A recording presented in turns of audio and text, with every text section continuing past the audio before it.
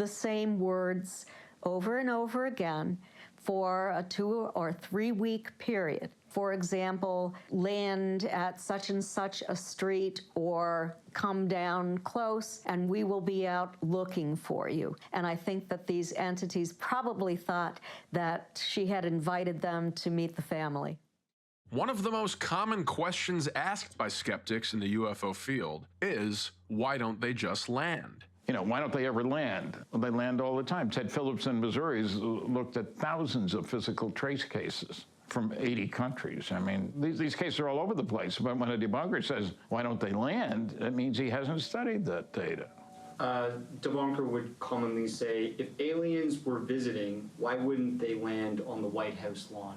Why in the world would they? The president does not rule planet Earth. I hope you understand that. The notion that if aliens were coming here, well, of course they'd land on the White House lawn. Where else would you go? And say, here, Earth, we're here to kill you, save you, whatever the message is. They're obviously not here for that purpose, for telling us, hey, guys, here we are, kind of thing.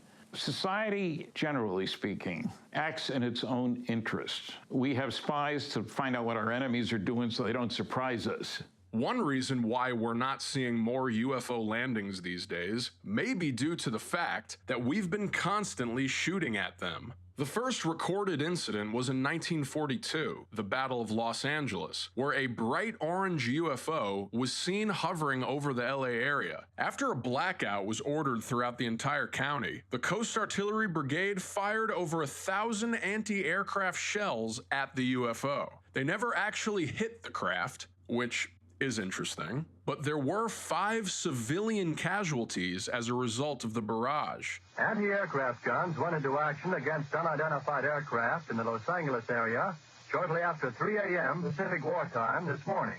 U.S. Army planes quickly took to the dark skies, but whether they contacted the object has not been announced.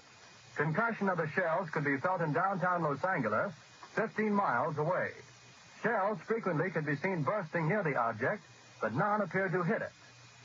The shooting stopped about 3:30 a.m.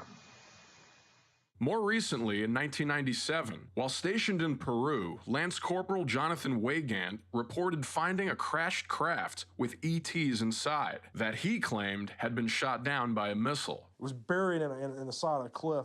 And when I first saw it, I was scared. It scared the heck out of me. I didn't know what to do. And, in Stinger School, they teach you about all different kinds of aircraft. And well, essentially, when I saw it, I'm like, man, this is nothing that I knew of. There was one light on it that slowly went around, and the machine